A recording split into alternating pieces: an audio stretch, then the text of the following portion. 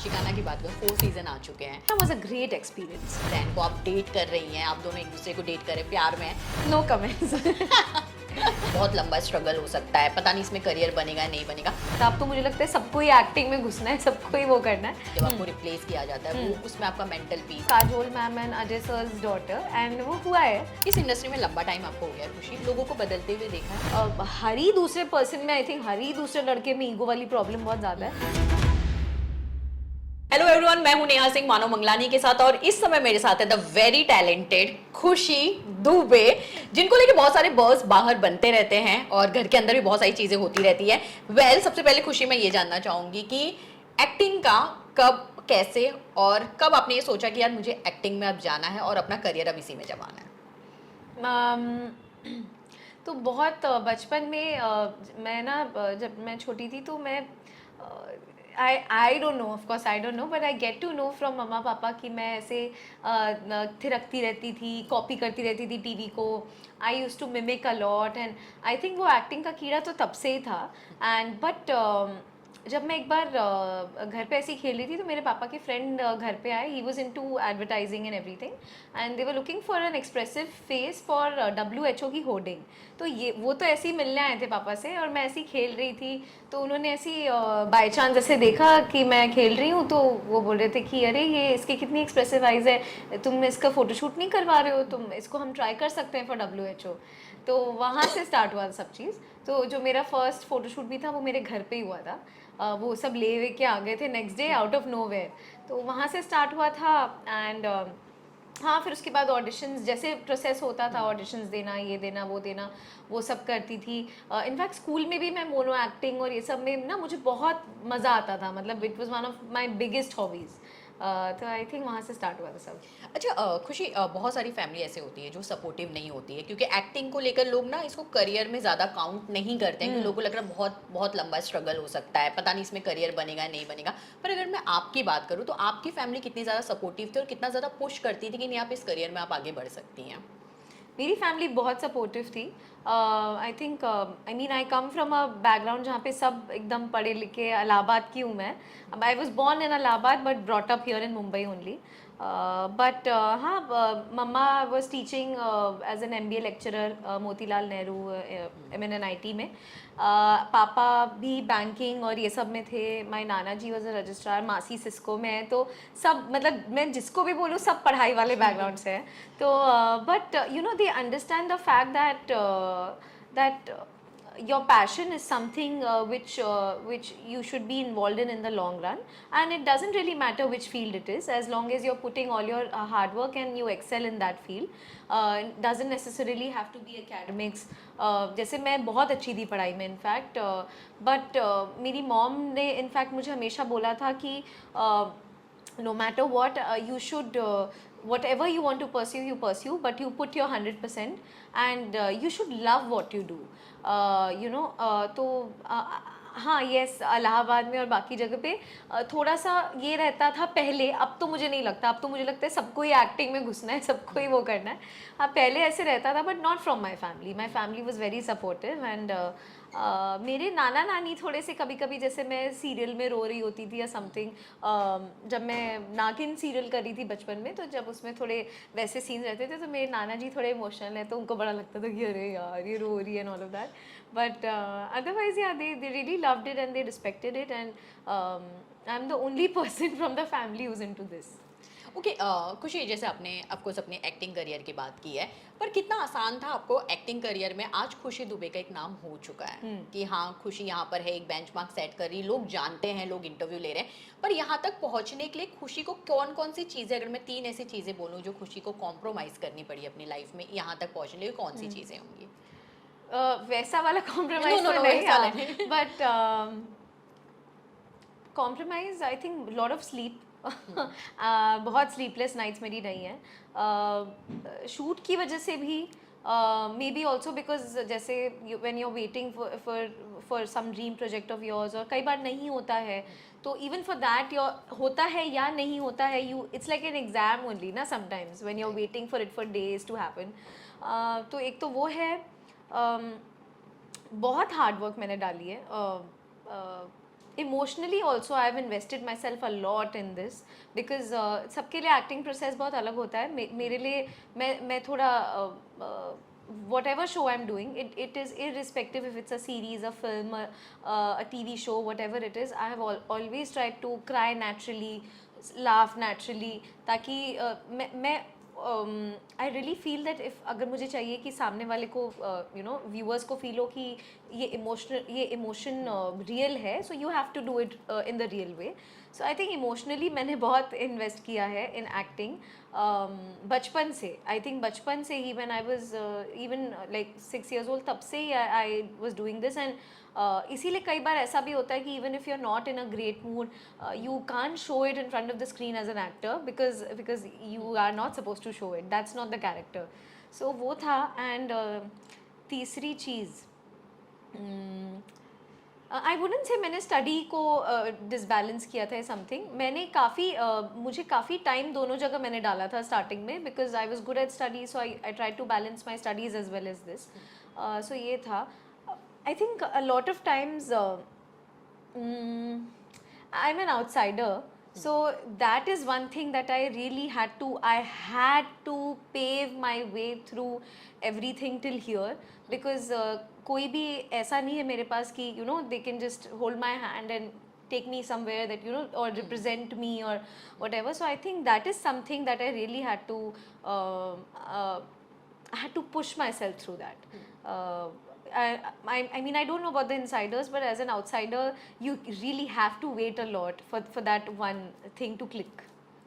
Okay Khushi, जैसे आपने कहा कि इस इंडस्ट्री में बहुत सारे ऐसे एक्टर्स हैं जिन्होंने बहुत खुल के बात कहा है कि रिप्लेसमेंट एक ऐसी चीज़ होती है जब आपको रिप्लेस किया जाता है, वो उसमें आपका मेंटल पीस, आप इमोशनली बहुत ज़्यादा खराब हो जाते हैं. Yes. और आपको ऐसे लोगों से रिप्लेस किया जाता है जो आप सोच भी नहीं सकते कि वो एक्टिंग फील्ड से हैं भी या नहीं है. अगर वो रिप्लेसमेंट कभी आपके साथ हुआ हो तो आप उस समय अपने आप को कैसे संभाला, जब एक बड़ा प्रोजेक्ट आपके हाथ में लगा हो और आपको ऐसा लगा हो कि यार बस ये एक्टिंग के लिए जाना है. यहाँ तक बहुत बार ऐसा होता है पायलट शूट भी हो जाता है, उसके बाद भी वो चीज़ हाथ में नहीं आती है, तो उसके बारे में आप क्या कहना चाहेंगे, किस तरह से आप अपने आप को उस टाइम पे मैनेज करती हैं? हुआ है मेरे साथ. तो मेरे साथ ये भी हुआ है कि मैंने कुछ पायलट शूट कर लिया था. It was a movie, I was small at that time, I was a child actor. तो I was playing Kajol ma'am and Ajay sir's daughter, and वो हुआ है कि पायलट शूट कर लिया. ये अलग बात है कि मेरी तबीयत भी ख़राब हो गई थी, सो इट्स नॉट लाइक मतलब वो जैसे भी हुआ दैट्स ओके. और ऐसे भी हुआ है अभी हाल फिलहाल में, ऐसा हुआ है कि I was cast for something, फिर वीक्स वेंट बाय, फिर somebody stepped in out of nowhere. तो ये तो आई थिंक ये सबके साथ, आई डोंट नो कितने लोगों के साथ होता है, बट किसी ना किसी के साथ तो होता ही होगा. I think it is very hard to deal with this, as long as if you, because what happens is that when you're cast for something, when you're approached for something, मेरे लिए तो approach level पे I start connecting to that character. If I'm testing for it also, I start connecting to that character. अगर मुझे अच्छा लग गया तो you kind of start living that character, और फिर आपको बोल दें कि you're locked for it. And now 1 month down the line they tell you no, we're doing this with somebody else. So obviously आप एक expectation रख लेते हो, आप अपने दिमाग में एक अपना ग्राफ इमेजिन कर लेते हो कि इसके बाद मैं ये करूँगी, this will lead to this project and that might give me that project. तो ये हुआ था अभी हाल में भी. It's sad, but I mean it makes you more resilient. And क्या कर सकते हैं, this is not something which is in my hands. I'm just waiting for that one big thing to click, after which there's no looking back. Yeah. Right. खुशी, इसके अलावा अगर मैं बात करूँ तो एक्टिंग के अलावा खुशी को सबसे ज़्यादा खुशी कौन सी चीज़ देती है? एक्टिंग के अलावा डांसिंग. डांसिंग बहुत खुशी देती है. Singing also. सब मेरी हॉबी है एक्चुअली, आई नॉट लर्नड और समथिंग. पेंटिंग भी बहुत करती हूँ मैं. पेंटिंग यही सब करती रहती हूँ. आई थिंक हाँ, even sometimes talking to my nani nana, माई मासी, बिकॉज मैं उनसे बहुत ज़्यादा कनेक्ट नहीं कर पाती हूँ, तो जब बहुत दिन बाद कनेक्ट करती हूँ तो ऐसे लगता है मैं वापस पहुँच गई इलाहाबाद में. I feel more connected to the family, because यहाँ पे in Mumbai I think once you enter the industry, once you've, even after you've attained a certain level of popularity and everything, the things become really superficial. लोग fake होते हैं, लोग fake हो जाते हैं, you know, and it's not necessary that it's your talent which is taking you to places. I've seen, जैसे मैंने आपको बोला कि किसी और को ले लिया अचानक से, it has not been because उन्होंने मुझसे बेटर टेस्ट दिया या मुझसे बेटर एक्टर है, ये भी नहीं है, XYZ फैक्टर भी नहीं है. इसीलिए मैं एक्चुअली बहुत फ्रस्ट्रेट हो जाती थी कि जब ये भी नहीं है वो भी नहीं है तो क्यों, you know, like why are you strong होगा. या I mean I don't know, probably I don't know connection है या क्या है, बट वही है कि so even between all of this when I connect to my family या ऐसे कुछ करती हूँ तो मुझे थोड़ा सा ऐसे रिलीफ फील होता है that even after all of this you finally have a home to go. तो या दैट गिव्स मी पीस.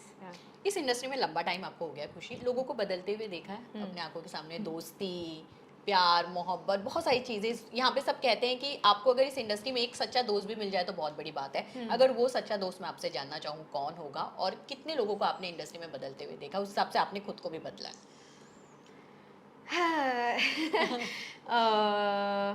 बहुत बदल जाते हैं एंड आई हैव तो सीन ओवर द ईयर्स. मैंने एक्चुअली मैं इसमें बिलीव नहीं करती थी कि a person can really change over the time because of whatever, because of या तो आपको there are lot of factors that changes a person, but I really feel कि आपको रियल कलर्स तभी समझ में आते हैं या आपको तभी पता चलता है when they attain a certain level.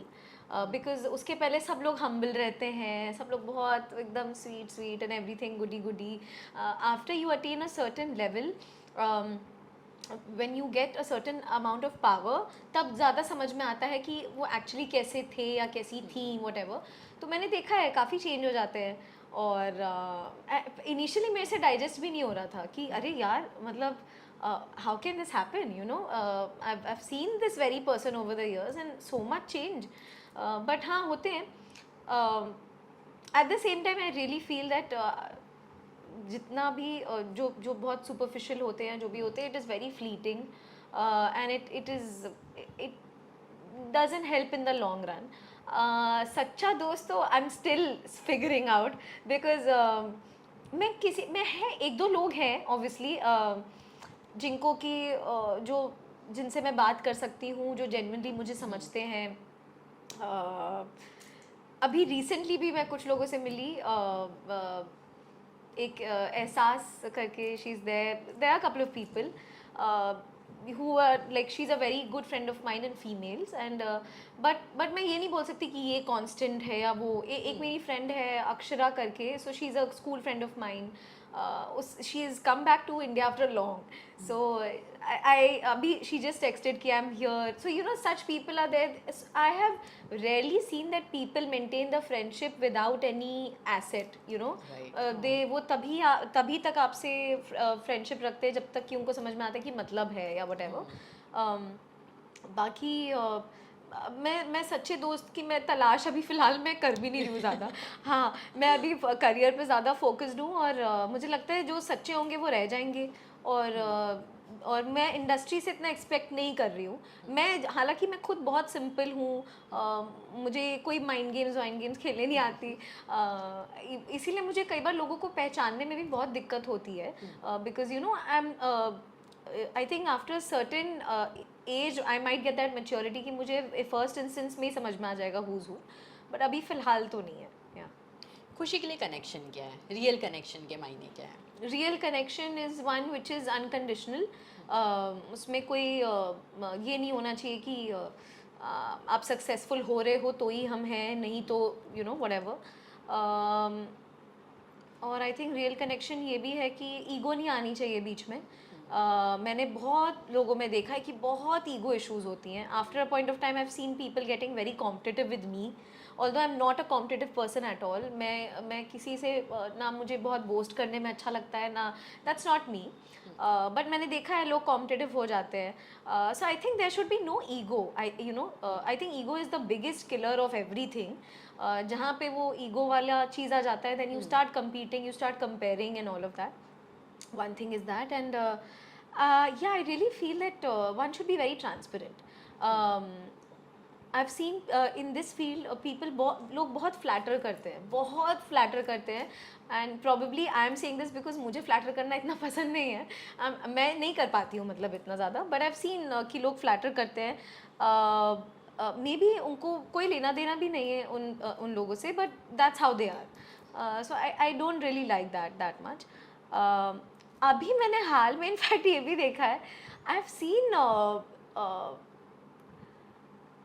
random middle-aged people really you know trying to vouch for and trying to help all the youngsters, and I don't know where this is coming from. This is very random. ये मैंने पहली बार देखा है कि ये क्या है. And it's I've seen that more in female middle-aged, females who are middle-aged. I don't know what is this crisis that is there with them, but yeah, I've seen, and which is very irritating sometimes, but हाँ, ये कुछ चीज़ें मैंने observe की है, not that I can do anything about it, but yeah, ये सब चीज़ें मुझे थोड़ी irritating लगती है. अगर मैं खुशी से जानना चाहूँ मोहब्बत के क्या मायने, किस तरह की मोहब्बत आपको पसंद है, 19s की या अभी जो जेनजीज मोहब्बत चल रही है, किस तरह की मोहब्बत? मैं खुद जेनजी हूँ, आई थिंक. हाँ, मैं जेनजी हूँ, हाँ, but I don't like, I am sorry, we are from the same team, but I don't like you all that much. अब नहीं, मुझे जेनजीज में कोई खराबी वैसे नहीं लगती. I think there are lot of things that we should talk about when it comes to Gen Zs. Like for example, अब जो लड़कियां हैं, they really speak up for themselves. पहले सिर्फ ये होता था कि लड़के बैंड बजाते थे रिलेशनशिप में, अब लड़कियां भी वैसी हो गई हैं. यू नो, पहले ये था कि one guy can switch and jump from a girl to girl, but now it's not like that. I mean, all girls have their financially, they're more stable, they're more independent, they know what they're doing. It's not like they're in a hurry to marry, or they're in a hurry कि you know, लड़का नहीं मिला तो क्या होगा. That mentality I don't think Gen Zs have that much. Mainly I think because they've become more independent by mind, by thinking, all of that. But ये है कि मैं जैसा how I see love is very 90s वाला. It's very old school वाला type. Yeah, it's very old school. It is nothing like breadcrumbing, pocketing. No, not at all. I don't know why we've even come with these terms. Like, what is situationship even? I think these are all terms just to make it more convenient and more easy for a person to say that I've not been disloyal to anybody. I think it's just a fancy way of saying this. You know, तो ये सब मुझे नहीं समझ में आता है. In fact मैंने देखा भी है, I don't know what bread crumbing exactly is, but I have seen that happening a lot on work places and all of that, and मुझे ये बिल्कुल समझ में नहीं आता है. I think the kind of I mean, ideal partner तो नहीं होता है, but the ideal relationship that I see is where you're not, firstly there should be no ego, and कई बार ऐसे होता है that people appreciate you in a public place, but there are people who don't like it, you know. They like it to a certain level. They want that जो भी admiration या जो भी आ रहा है वो मेरी तरफ से ही आए, instead of the other way around. So that is one thing. I have also seen there very अभी ना बहुत unfair relationships हो गए हैं कि there are certain set of rules set by somebody which you have to follow, but if you try to impose the same set of rules on them, they're not happy. So उस हिसाब से I really feel it should be equal, and yeah, I think respect and loyalty should be are something which are, it's very basic, and it should not be compromised. It's not a luxury, you know, it's very basic. मिलना मुश्किल है. हाँ, बहुत मिलना मुश्किल है. अभी ये भी हो गया ना, वो ईगो वाली बात इतनी ज़्यादा कॉमन हो गई है कि हर ही दूसरे पर्सन में, आई थिंक हर ही दूसरे लड़के में ईगो वाली प्रॉब्लम बहुत ज़्यादा है. सो आई थिंक वो नहीं होना चाहिए इतना. या राइट. खुशी, इसके अलावा अगर मैं आशिकाना, इट्स राइट, अगर मैं आशिकाना की बात करूँ, 4 सीज़न आ चुके हैं और लोगों ने बहुत पसंद किया. आई थिंक मैं कह सकती हूँ कहीं ना कहीं वो आपका एक कहीं से ग्रूम करने वाला करियर का था कि लोग आपको पहचानने लगे, लोग आपको बहुत ज़्यादा पसंद करने लगे. उसमें आपका जो अवतार था, चाहे वो फाइटिंग का अवतार हो, बोल्ड अवतार हो, लोगों ने बहुत पसंद किया. वो एक्सपीरियंस को मैं ज़रूर जानना चाहूँगी आपसे. Ashikana was a great experience. Amazing. The writing, the show, the character, the kind of love we got, the way it happened. How I ended up doing Ashikana, I think it's one of a kind of project in my career.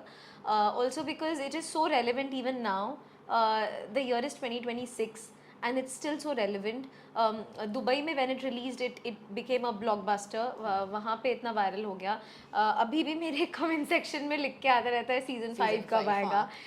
You know, तो I think it's a that show is a gift for me. People really loved Zayn and me together.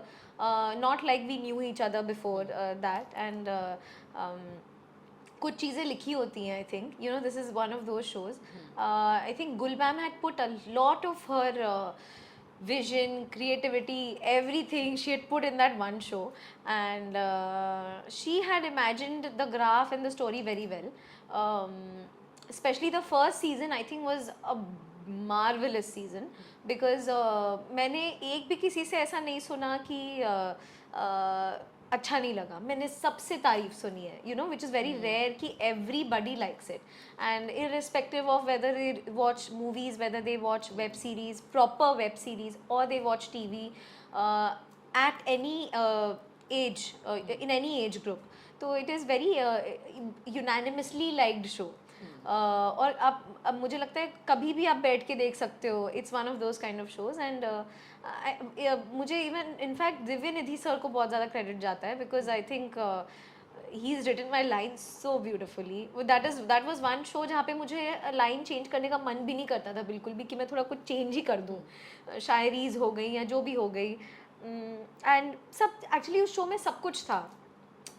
Mainly, I think the fandom that I got from Ashikana is just, I can't even, you know, articulate in words what I feel for them.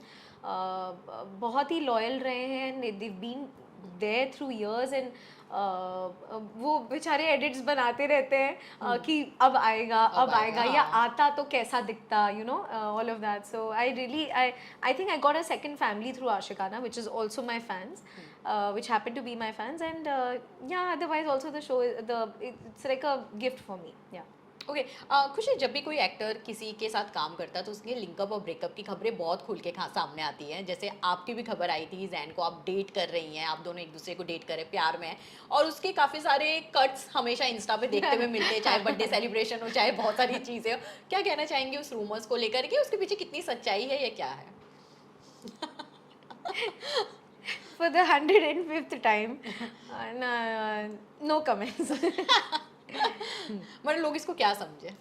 लोग इसको जो समझना आप समझ सकते हैं. आप जितना प्यार देते रहे उतना अच्छा होगा. बस इतना ही कहना था मुझे.